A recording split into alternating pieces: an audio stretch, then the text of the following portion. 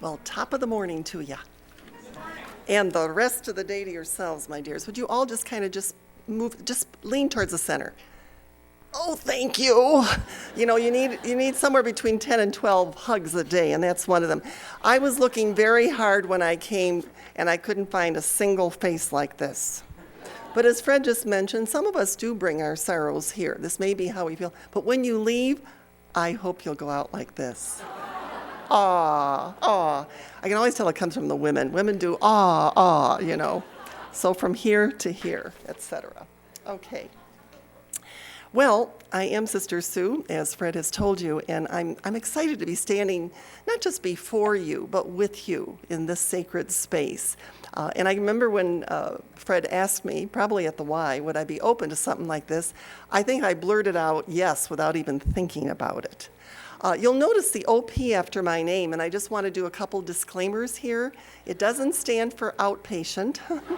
I've been that, so have you. It's not old pickle puss, or someone thought it was over priests. I said, no, not in our church, not in my lifetime, but anyway. But you know, we are known for joy. Dominicans are known for joy. And so someone said maybe it's order of parties. But it really is order of preachers, OP. And every stop sign has been my sign of a call to the Dominicans. STOP, Sue Tracy, order of preachers. So there it was. Okay. I brought along a picture that we have in our hallway at home. It's one of my favorites. Jesus laughing, the laughing Jesus. Do any of you have seen this before? Yes, but maybe you don't have it. I just picture him at the wedding of Cana, and Mary going up and saying, you know, they got no wine. And he said, well, what's this to me? And notice, like a good Jewish mother, she doesn't argue with him. She just looks to the chief steward and says, you know, do whatever he tells you. She wasn't going to argue with him in public. I can't picture Jesus going and sitting in a corner, sulking and moping until the party was over. He's our model in this, to be the life of the party. That's what it's all about. Alrighty. One joke made me think, when we talk about the golfer. Those who do not go to a Sunday service are more interested in a hole-in-one than the holy one. But holy one can be found out on the golf course too. I think I want you to know that I've always admired your Fountain Street Church, and I mean that most sincerely. You are to me a beacon of light and a welcoming space here for those who are searching for a spiritual home that they just could not find somewhere else. So I'm glad you're here. I'm glad I'm here too today. And I've been blessed by events that you have hosted, speakers you brought in, interfaith opportunities that have deeply enriched me and provided people that I really consider friends. Fred and Wendy, Bunny Voss. We even shared the same birthday. She was always a little older than I, but June 13th was our day. And Gary and Suzanne, we haven't had our tea and crumpets in your backyard, but there's still time, isn't there? Karen Dunham, we shared the Red Hat Society together. And yes, Matthew Cockrum, with whom I've had many tea and crumpet visits in his former office upstairs, as well as others too. But on with our topic. Laffter is carbonated holiness. And as much as I'd like to claim that as an original creative image, I have to credit none other than Anne Lamott, who coined that unique phrase. Laughter is carbonated holiness. And it makes me want to say, may the fizz of faith fly high in this chapel today and beyond as we go out in that service role. I once heard that the words wholeness, holiness, and health emerge from a common origin back in the Old English, Middle English era. And listen to the similarities. I probably won't speak these right, but whole, according to Webster's dictionary, the derivation or the etymology is holy, hal, heal, akin to hail and heal. The word healthy comes from health, and also hal, whole and healthy, have a common origin. And holy, from holy, halig, hilig, also akin to hail, heal. So those three have a common connection. And then I also recall Saint Irenaeus, the quote that has echoed through the centuries, "The glory of God is man fully alive." That's St. Irenaeus. God shines through us when we are maximizing life in our unique ways. We ain't no clones. Thank God, eh? I don't know if I'd like to bump into myself that often either. But I'm not up here assuming that you don't already believe that humor and laughter are gifts. I'm only carving out this special time to try to put an exclamation point on that truth. And if we already believe this, I think we're in pretty good, solid company. Listen to some folks who are probably far more famous than most of us in this room, things that they've stated, and these are their sentiments. First of all, Reba McEntire. She once said, "If you want to succeed in life, you must pick 3 bones to carry with you at all times, the W, B, F bone." So the W would be a wishbone. Yes, a wishbone. We have to have a wishbone for our dreams, for what's ahead, not to stay stuck in our comfort zone, although that is comfortable, I'll agree. The B bone, a backbone. We need stamina, we need perseverance, we need a stick-to-itiveness to move forward. And of course, Reba would want an F bone, which is a funny bone, absolutely. And I believe that humor, funny, helps with a balance in things or a perspective, helps to kind of gain or regain a perspective. Oh, then there's Bill Cosby, who was here a couple years ago for Laugh Fest. If you can find humor in anything, you can survive. Now, how often have you been at a funeral home where I think it's a growing norm to have these picture collages and people gather around, they're chuckling over the memories that were created with the person who has died. So there's laughter, even in what we might deem some of the heaviest, saddest places. Charles Swindoll is known for, and I'll bet most of you have heard this, life is 10% what happens and 90% what you choose to do about it. I personally think that ratio is a bit top-heavy to me. I'd like to see a 40-60 ratio, but those are his words, okay? And then we have Mark Twain, who said, "The human race has one effective weapon, and that is laughter."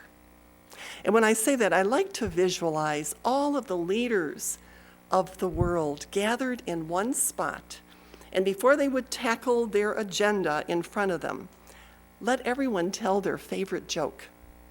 And in some Pentecostal experience, everybody would understand each other and then move to the topic of world peace or whatever else is on that agenda. Mary Pettibone Poole says it simply, "He who laughs, lasts." 4 words, he who laughs, comma, lasts. And I'm sure she also meant she who laughs, lasts also. And I've got a little notebook pad here with that quote modified, so that's that. I don't know how many of you know Father Joe Fix. He's one of our diocesan priests who I affectionately tab a leftover hippie from the 60s. He has a favorite mantra, and it's hang loose and don't get twitchy. Honestly, this is how he walks. He always has his sandals on. He kind of just you know, he really believes that stress or rigid thinking, cynicism, or hardening of the attitude can be as bad as hardening of the arteries. Ooh, take that with you. And of course, someone who's written so many things, you'll know the name as soon as I tell you, Anonymous, said laughter is the shortest distance between 2 people, and I can't say it better than that. I love William Ward's quote, and I use it often in my humor talks. "A well-developed sense of humor is the pole that adds balance to your steps as you walk the tightrope of life." Isn't that powerful? I'll say that once again. A well-developed sense of humor is the pole that adds balance to your steps as you walk the tightrope of life. It even helps to jumpstart our immune systems. I belong to two national humor groups, and one is the Association for Applied and Therapeutic Humor. And our motto there is, laughter is contagious. Let's start an epidemic.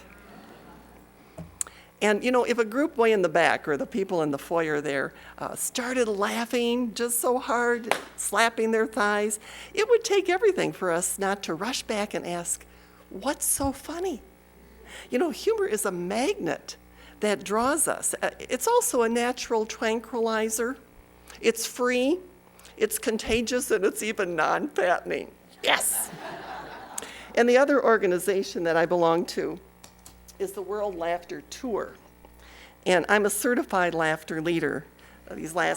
Seriously, there is such a thing, World Laffter Tour. Here, we all got one of these right here, okay? Certified laughter leader. I wear this at the Y sometime. Yeah, I do. So I do have clothes on when I go there. What were you saying? And guess who else took part in the training at Aquinas College with me? Rabbi Al Lewis. So he and I are both certified laughter leaders. And our motto for this one is, think globally, laugh locally. Isn't that good? But one of my favorite quotes comes to us from Karl Barth. And he claimed that laughter is the closest thing to the grace of God. I do many speaking engagements a year, and when it comes to presenting in church settings, this size or larger as your other space is, I'm often in the body of the church because the sound system is best there. Okay, and I used to feel awkward when the laughter would hit the ceiling, but no more. Laughter is carbonated holiness. So we're better to do a little internal jogging than in a spiritual space, agree? And I'm convinced that humor is a part of a divine comedy. And fun is fundamental to life. Take that. I'm not going to say put that in your pipe and smoke it because that's not correct these days. But I do want to mention, incidentally, we each got one of these. This is a happy pill. You think they're that funny? Yeah, I know. Okay. Very good. Okay, you can take your nap now. That's Dr. Laffter, Unlimited. Squeeze as many times as needed. It reduces stress, enhances the immune system, but there are side effects. It can give you a sore stomach and tears. So be it. I'm willing to take that, though. Okay. There are a couple items of caution when it comes to humor. Humor should naturally ease or facilitate a group and not inhibit or tighten. I've heard said that laughing with others is an icebreaker, while laughing at others can be an ice maker. Ouch, eh? So to avoid put-downs or sarcasm. Incidentally, sarcasm comes from two Greek words that mean tearing flesh. Tearing flesh, sarcasm. So sarcastic humor, and I put it in quotes there, can create distances. And you know the kind of ones that I'm referring to when, in fact, wholesome humor has a marvelous way of connecting folks. I found a gem in a book. It's entitled, I Heard God Laughing, Renderings of Hafiz, I hope I'm saying that right, by Daniel Ladinsky. Hafiz is Persia's most beloved Sufi poet. And listen to his on laughter. What is laughter? What is laughter? It is God waking up. Oh, it is God waking up. It is the sun poking its sweet head out from behind a cloud you've been carrying too long, veiling your eyes and heart. It is light breaking ground for a great structure. That is your real body, called truth. It is happiness applauding itself and then taking flight to embrace everyone and everything in the world. Laughter is the pole star talking about meteors, this is interesting. Held in the sky by our beloved, who eternally says, yes, dear ones, come this way. Come with your tender mouths moving and your beautiful tongues conducting songs. And with your movements, I got chills just saying that now that we're in this context. And with your movements, your magic movements of hands and feet and glands and cells dancing, knowing that to God's eye, all movement is wondrous language dancing. There you go. And music, such exquisite, wild music. Oh, what is Laffter, Haviz? What is this precious love and laughter budding in our hearts? It is the glorious sound of a soul waking up.